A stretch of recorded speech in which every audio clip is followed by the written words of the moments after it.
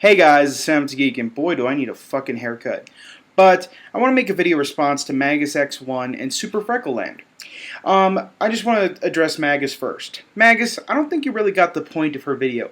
I think she was specifically talking about game reviewers that she follows on Twitter, not everyone in general. I guess she follows some game reviewers that actively just enjoy everything and kind of kiss, companies' asses, which I've seen since, I work for a lot of independent websites. I also see other independent websites who will do anything to get a free code, thus rate almost every game an 8 or 9 or 10 just to get a code.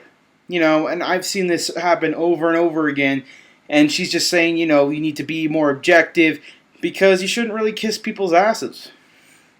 And another thing you got to do, Magus, is to shut the fuck up about the mainstream media, because honestly, man, you really don't know what you're talking about. I go to E3, and I've talked to a lot of people at Future Media, and, I listen to a lot of IGN podcasts, and if you actually listen to podcasts and actually take the time to actually look and know these people, then you know that they're no different than me and you. They're not biased, they're not over-the-top evil or whatever the hell. I don't know, man.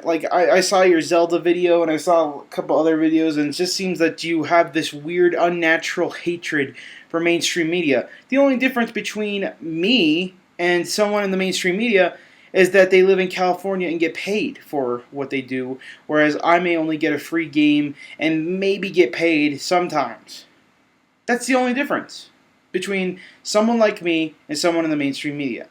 They play all the games all the way through, they review it, and that's just how it works. There's no magical voodoo payoff and all this shit.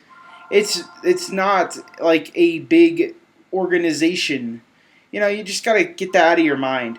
The people that write at IGN and 1UP and Games Radar and all these other places, they're just like you and me, man.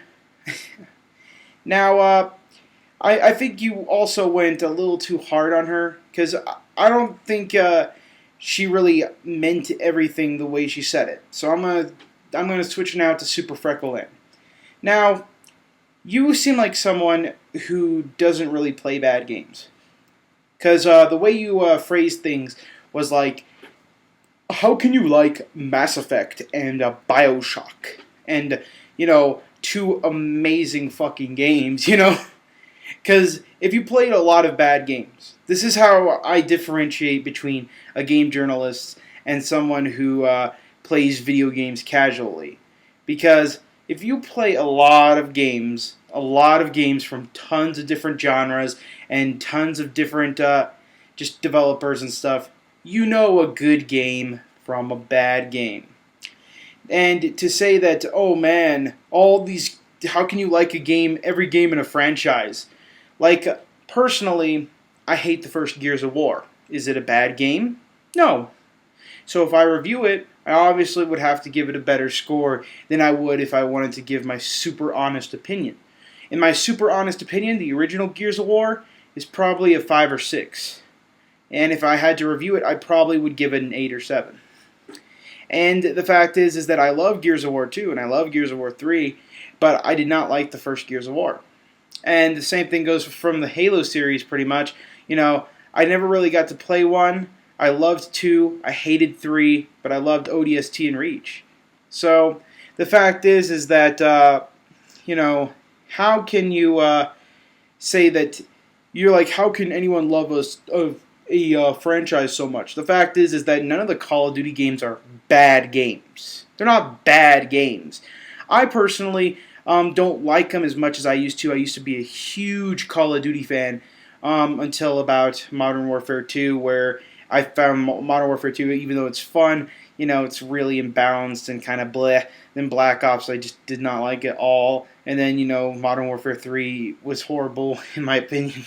But they're not bad games. They're not broken. They're not really horribly made. They're still good games. So I could see why someone would like or rate them in the series really high. I mean, that's just a really good franchise. It's consistently delivered good content. Just because someone rates something high does not mean they personally enjoy it. You see, the whole purpose of a review is to recommend or discourage someone from buying a product. You know, and for me, as much as I dislike Modern Warfare 3, to say that Modern Warfare 3 is a bad game would be stupid. It would be stupid for me to say that. It's easily an 8. Like, it's a really solid, well-built game. I just don't like it. That's just how it is. You know what I mean? The fact is that game reviewers have to review things based on if I could recommend this for $60. And it's more targeted towards the general audience. It's not straight up their opinion. A lot of their opinion may be stated in the review, but it can't be directly their opinion. Because game reviewers have to think about a lot of things like price and, longevity, replayability. Those are just things they have to think about. Because for me, a lot of the games that I play for review, I get for review, I barely play again, but I could see how people would love to play that over and over again.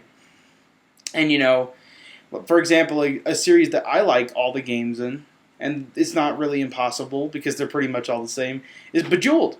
I love fucking Bejeweled. I love Bejeweled. I love Bejeweled 2. I love Bejeweled Blitz. I love Bejeweled Blitz Live. I love Bejeweled 3, as you can tell by my Steam. Jesus, I think I've spent like 60 hours in it or something. I loved fucking Bejeweled. Bejeweled is a great game. And I like almost everything PopCap puts out just because it's fun, easy, cool, and just completely casual. Just something that, if I ever want to waste time, I could just pull out my Android phone or whatever, play some Plants vs. Zombies or Peggle, or play it on my Xbox. The fact is, whoa. Excuse me, I'm a little sick. The fact is that both of you, I think there was just a miscommunication with Magus, and I would actually like to see these people that you are following on Twitter that do like every single game they have. I bet there's more to it than that. Anyway, Sam out.